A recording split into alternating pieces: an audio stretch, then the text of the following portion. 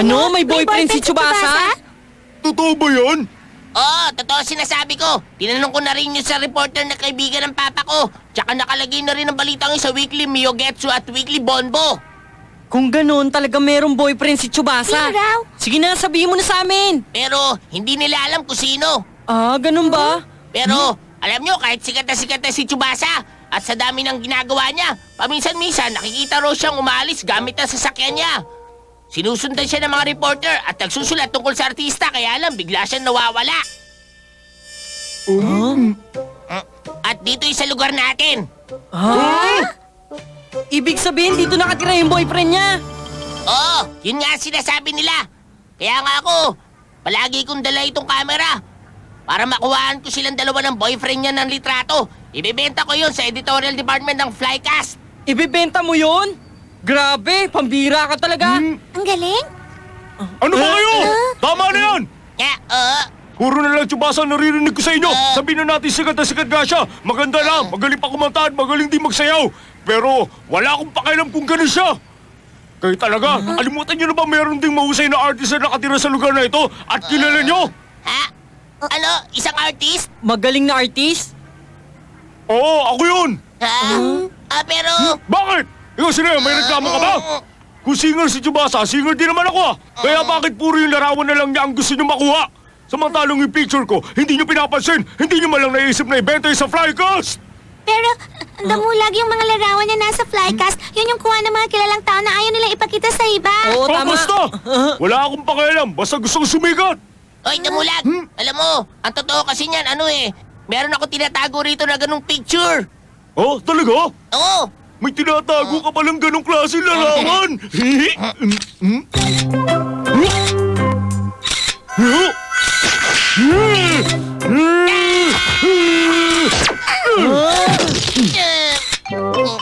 Sabi ko na.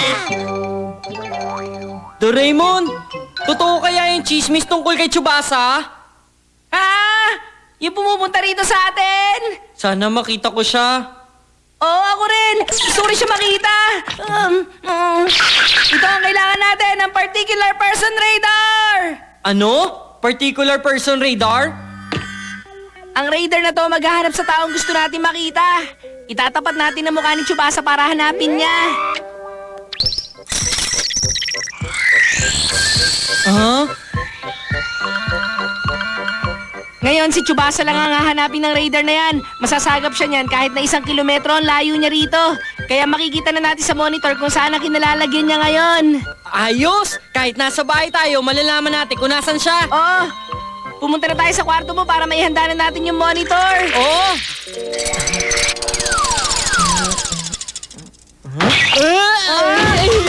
Hindi ka kasi marunong mag-ingat, Nobita. May kahina-hinalang tao dun, oh! Kahina-hinala. Ano kayang binabalak Oo, ano? niya? Hindi siya tumitigil sa pagtingin, palingali nga siya. Tignan mo, parang meron siyang hinahanap. Teka, hindi kaya... Mama! Mama! Ikaw yung cameraman ng Flycast, di ba? Siguro hinahanap mo si Tsubasa, no? Ano ba, bata? Pwede ba tumahimik ka? Baka may makarinig sa'yo. Ano ba? Sabi ko na nga ba! Hoy! Suneo! Suneo! Naririto na siya ngayon! Sino sinasabi mo? Ay! Edo yung cameraman ng Flycast! Pagkakato ko na ito para sumikat! Ikaw, Damulag? Sisikat? Bakit, Suneo? Meron ka bang reklamo ron? Ha? Wala naman, Damulag. Gawin mo kahit ano, susuportahan kita.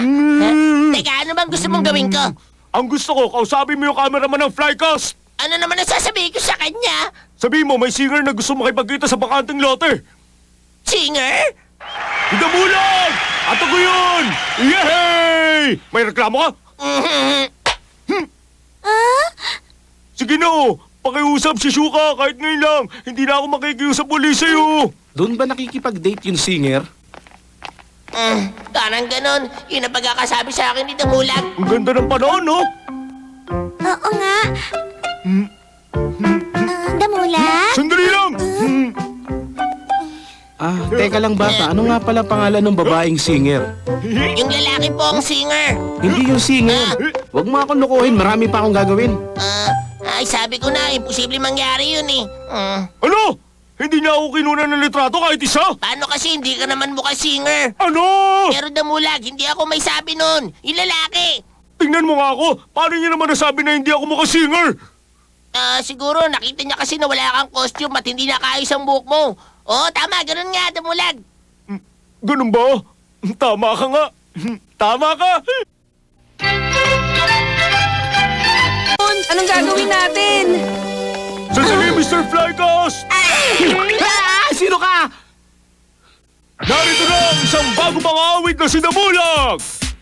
Kunan niyo ako ng litrato kahit isa lang. Sige na, gagawin ko ang lahat ng gusto niyo. Tumigil ka nga. Huwag mo ako istorbahin. Marami pa akong gagawin. Huwag naman kayong ganyan. Sige na, please. Naku, lagot. Paano ba yan? Ang kulit-kulit pa naman ng cameraman na yun. Huwag ka mag-alala, kaming bahala sa'yo. Tama si Nobita, dadaling ka namin sa pupuntahan mo nang hindi nakikita ng cameraman na yon. Naku, totoo ba yan? Kaya lang meron sana kaming hihilingin. Oo nga. Magpapa-autograph kami, Tsubasa! Para yun lang naman pala eh. Sige.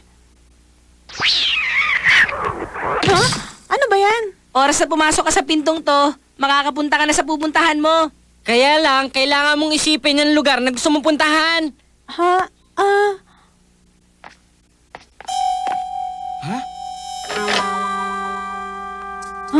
Oo nga, no? Dali na, pasok na! Bakit biglang nawala? Nasaan na yun? Tsubasa! Tsubasa! Nasaan ka? Oy! Hoy, Mr. Nasaan ka? Ay, Flycast! naku! Hintay! Sandali lang! Maraming salamat. Tinulungan niyo ako. Wala yun. Kaya lang, pati kami nandito na rin. Hindi, okay lang. Pero hindi ba? Pakikipagkita ka ngayon sa boyfriend mo? Di ba? Di ba? Ano? Boyfriend? O sige, mabuti pa. Ipakikilala ko na lang kayong dalawa sa kanya. Narito na ako.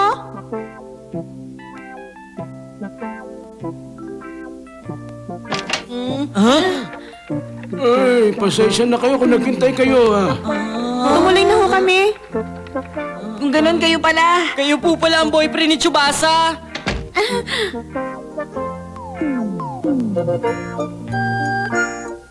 Siya ang naging teacher ko nung nasa elementary pa ako at siya rin ang nag-aalaga nun sa akin simula nung bata pa ako. Kaya naman hanggang ngayon sa kanya pa rin ako nagtatanong ng mga kahit ano. Ay, nako, alam ba ninyo na kahit na maraming ginagawa si Tsubasa, pinupuntahan pa rin niya ako dito sa bahay, kaya natutuwa ako. Hindi mo naman pala kailangan itago ang tungkol dito eh. Hindi ko naman talaga gustong itago eh. Ang kaso lang, pag nalaman ng iba na madalas ako rito, kung sino-sino na lang ang pupunta dito. Tama, ang kapakanan ko pa rin ang iniisip ni Tsubasa. Ay, sa wakas natakasan ko rin siya. Napakakulit talaga ng isang yun.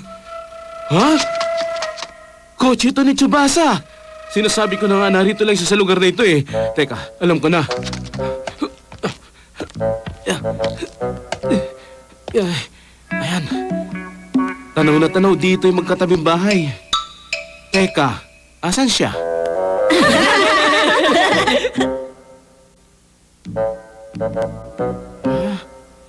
Ayun! Nandun si Tsubasa! Mr. Flycast! Eto na, ipaparinig ko na sa'yo kung paano ako kumanta. Ako ay may lobo, lumipad sa langit, di ko na nakita. Teka, bakit kaya nagkaganon? Nanggagaling sa itaas ang mata ni Damulag. Aray! O ano, maganda ba ang boses ko? Siguro ngayon naniniwala ka ng isa ako singer. Oh!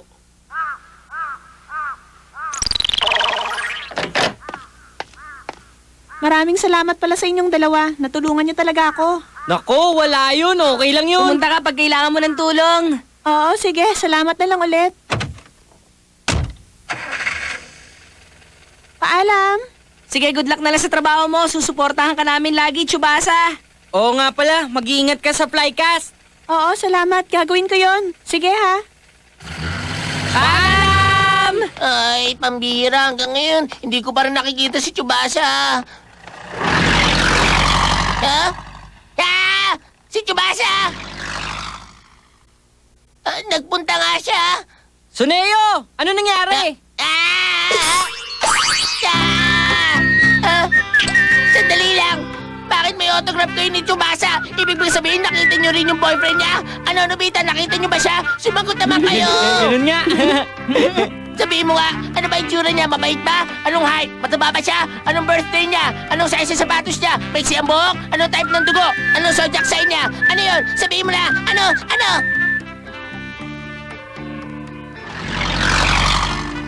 Pambira, bakit ganun? Bakit kahit isa sa kanila, wala man lang nakakita ng husay ko sa pagkanta? Hindi bale. Sigurado. Balang araw, sisigan din ako!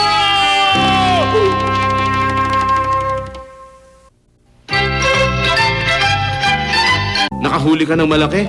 Gaano kalaki? Ha? Ano? 46 centimeters na isida? Totoo ba yan?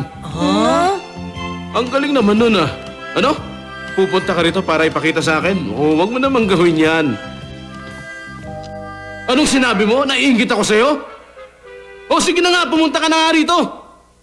Pumunta ka ngayon na! Ay, napakayabang.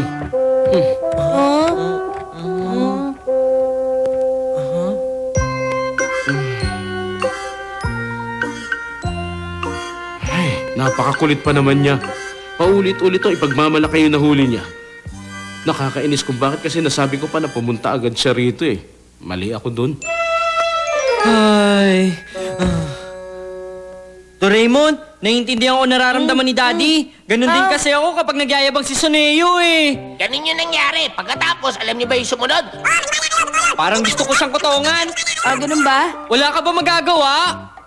Ano? Kung pupunta ang kaibigan ng daddy mo para ipakita malaki niyang fishing print, kailangan mas malaki rin ang may pakita niya. Kaso wala pa naman nahuhuling ganong kalaking isda si Daddy. Sandali, teka lang. Ha? Meron ka ba dyan tinatago na malaking isda? Wala akong tinatagong isda. Ito na. Ito, nagpapalaking fish hook! Alam mo ba, Nobita? Kapag nagkaroon ng isda ang fish hook na to, lolobo ang cell ng isda at magsisimula ito maging malaking malaki. Subukan natin. Hayan, dyan sa isdang yan. Dapat itapat natin sa 100 times ang scale. Susunod, gawin nyo na kung anong ginagawa nyo pag nangingisda. Sige!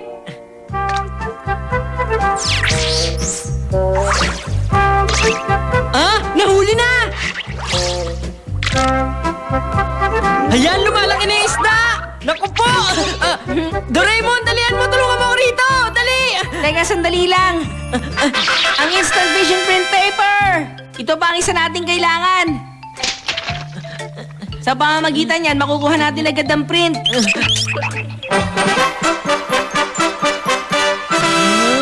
Tignan mo, tapos na. Wow! Ang galing naman! Pag tinanggal lang ang hook, babalik na siya sa dati.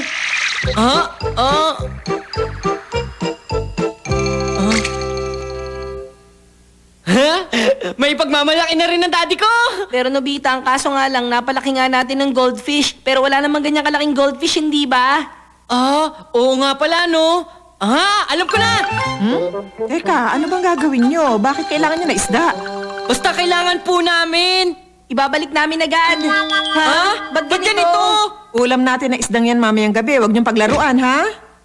Paano yan? Hindi natin pwedeng palakihin. Tao pa! Dito na ako! Eto na ako! Talagang pumunta ka ha? Pumasok ka. Anong gagawin natin, Doraemon? Ganito na lang ang gawin natin. Teka, ano ba yun? Pasensya na, hihiram kami sandali ng isda. Hindi pwedeng basalala kayo kukuha! Tumahimik ka nga! Wala na kaming oras, nagmamadali na kami. Ang laki, di ba? Naniniwala ka na? Ikaw lang eh. Ang galing naman. Talagang napakalaki ng isdang ito ah. Ikaw, kumusta? Meron ka na bang nahuling ganyang kalaking isda? Ha? Ako? Kasi, Kwan, nitong nakaraang araw medyo naging abala ko. Ano ka ba? Sabihin mo, hindi ka talaga marunong manghuli kaya wala kang mahuli. Aminin mo na.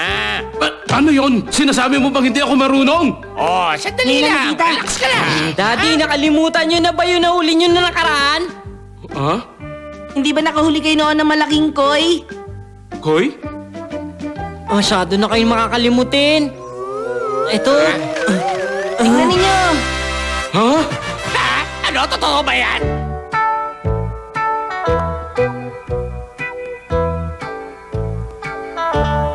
Ang laki-laki naman yan.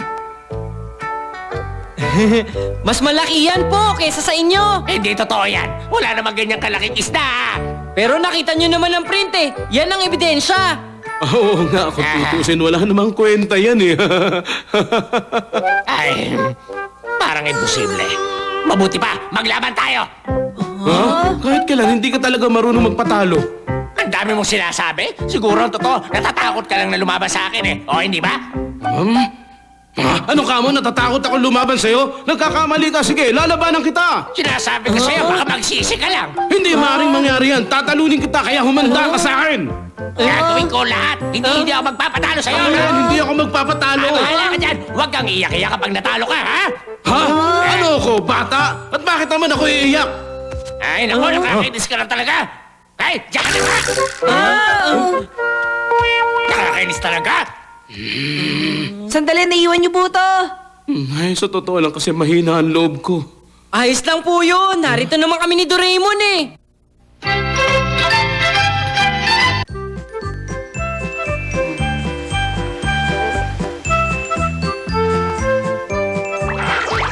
Tamang iniisip natin, Nobita. Hindi pala marunong manghuli ng isda ang daddy ko. Palitan na natin ang fish hook na to. Pagkatapos ito.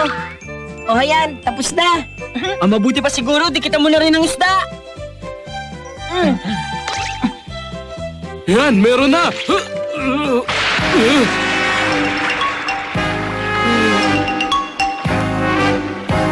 Ay naku, nasa 1,000 pala magnification nun. Pagkatapos nakita ko ang laki, ganun kalaki.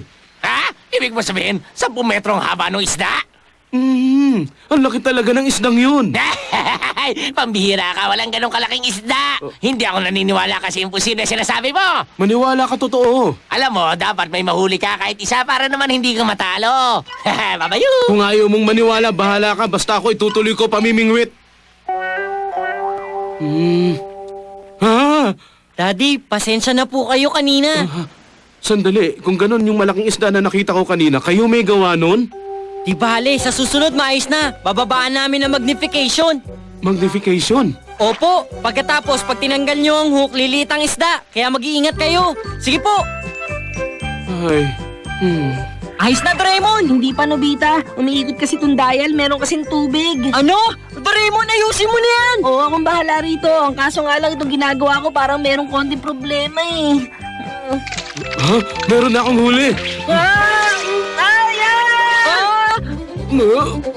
Parang ang laki nito.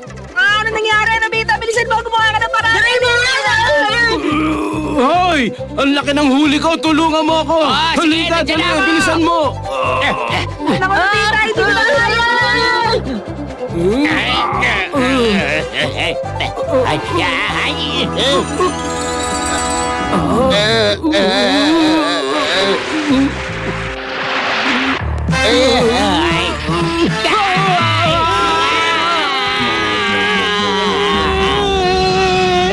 Isang malaking sea turtle na!